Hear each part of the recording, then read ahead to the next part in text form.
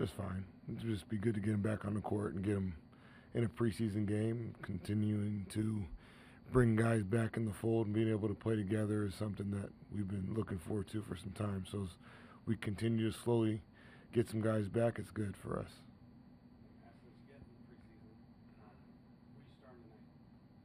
Steph will start. Yeah. Devin, Julian, Harrison, and the big guy, Victor, for clarification.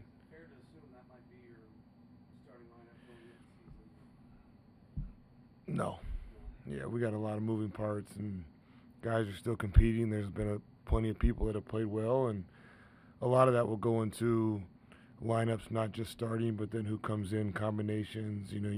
When you put together lineups, you think about it throughout the game, right? Because you have to then bring people in and out and who you want to play with and how you hopefully have it flow without any unexpected circumstances like fouls or whatnot. So there'll be a lot of conversations, and those 5 guys, along with a few others, will be at the forefront of those conversations. Harrison has started like 9 games in a row. I feel like he's probably in there. Yeah, I mean, he's definitely, again, at the forefront of that. I think he's done that for a reason, right? So he's earned that, and if he's not, then that's a good problem to have because that means we got a lot of guys playing well. But, Harrison's been very, very consistent for a long time and for us. Speaking of Harrison, when you have a guy that's been around longer than anybody, what are you looking for them to accomplish through a preseason? Because I assume it's different for a 19-year-old rookie to a 33-year-old vet. Yeah, I think for Harrison, it's just he knows better than I do. For someone of that level of experience, you just whatever they need. And a lot of times, it's being on the court and playing with their teammates. Especially with our group, we haven't been together as long as maybe some other teams he's been on or teams around the league. So the continuity piece and time on the court is important for our group. Hey coach, French journalist. What part of Victor's game has improved the most this offseason according to you? Probably still the jury's still out on that. I'm not quite sure I would answer that clearly yet, but he's definitely put a lot of work into getting stronger, and I think you've seen that in terms of his approach and how he's trying to play. But he's had a long off season, and so there's been plenty of avenues for improvement for him. He's entering his 3rd season now, and he's one of the most tenured players on the Spurs now. Do you see a vocal leader emerging maybe in him? I think so. I think he's shown that in his time with us as he's grown, that's one of the very many skill sets and attributes that will continue to grow for him. So I would think as he continues to get older and more experienced, he will become more vocal, yes. And I wanted to have also your perspective on his maybe pairing with Luke Cornet. He's never played except on the national team with Rudy.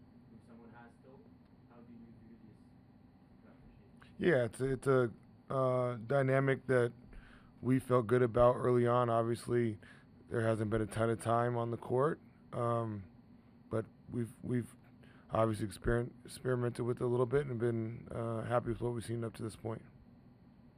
How do you see the strength change his game?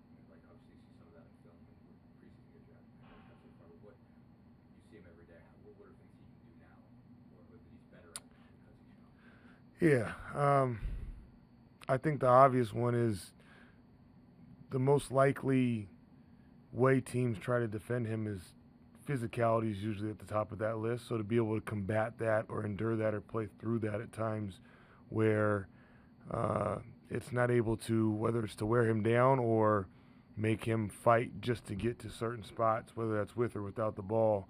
And now he's able to administer some of that physicality and be on the front foot is something that's going to make him tough to guard. And then you start bringing in the fouls and being able to get people out of position defensively, I think will be a real advantage for him. Mitch, you coached most of the last season following Pop. What's the biggest adjustment now that you are the full-time head coach? I mean, the one thing is just having an off season and a camp to prepare and install and put things in the reflection of myself. Last year I was trying to uphold Pop's program and what I thought he would want to do while also doing what's best for the team, and that was a juggling act at times. But this year, I think now it's important for me to be able to lead and have things that are in the reflection of myself, so genuine, authentic to me, and try to give this group the vision and guidance that they need.